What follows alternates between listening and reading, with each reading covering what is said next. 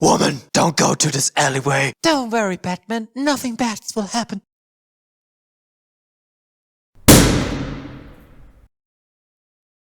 Like my mother, I couldn't save her, but I'll make sure she's the last victim of Gotham City.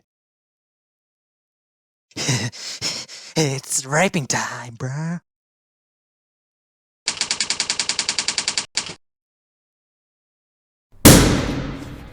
A gunshot and pearls are falling down. These sounds are branded in the Dark Knight's psyche. Whenever he closes his eyes, whenever he sees a happy family, and whenever he sees a crime that is committed by a criminal, he sees this picture before him, his parents lying dead on the ground. Through his trauma, he rises up and starts defending those who are defenseless. Which is why for many people he is seen as a paragon of hope, justice, and as an edgelord done right. But did his trauma make him to be a better man, or is he as lost as the criminals he's fighting? Today, we want to answer this question. If Batman acts virtuously, and if a healer is also a being who acts virtuously.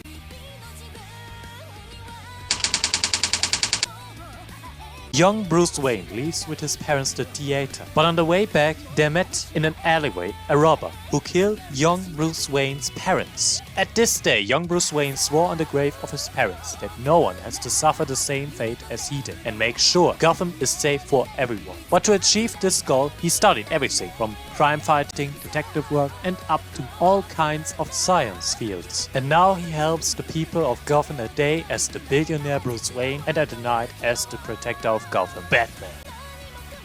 The story of Batman is an inspirational story of how a boy overcomes trauma by being motivated by it and tries his best that nothing like this will ever happen again, like when he adopted Dick Grayson, even if it means that he will never be happy or die at the hands of a criminal, like when he fought Bane. His trauma made him selfless, full of courage and full of edgy kindness. But also through his trauma he became stubborn, self-destructive and super suspicious. Sure, Batman's story have more depth than that, but this is the basics you should know.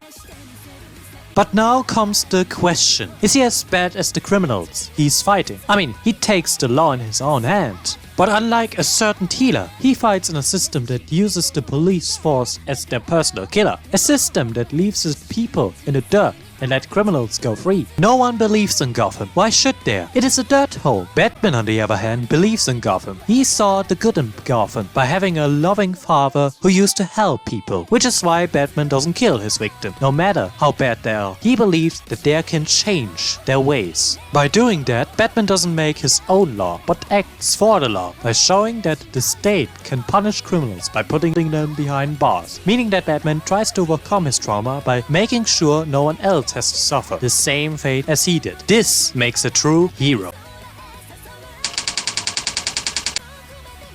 A healer couldn't overcome his trauma. He became dead what he hated, a bloody rapist. He now afflicts people the pain that he has felt. He tortures, rapes and kills people. Sometimes guilty and sometimes not guilty, like with the Wolf Girl. He doesn't show any kinds of real understanding of people with the same problem that he faces. And if he meets a person who is the same as he was, he uses his understanding to manipulate the person to do whatever he wants. He never shows to anyone any kindness because he has no kindness left. He doesn't stop people suffering without getting paid or getting his fair share of glory. All this just showcased that he used his trauma as an excuse to do whatever he wants. And this is not heroic. This is villainous behavior at its finest.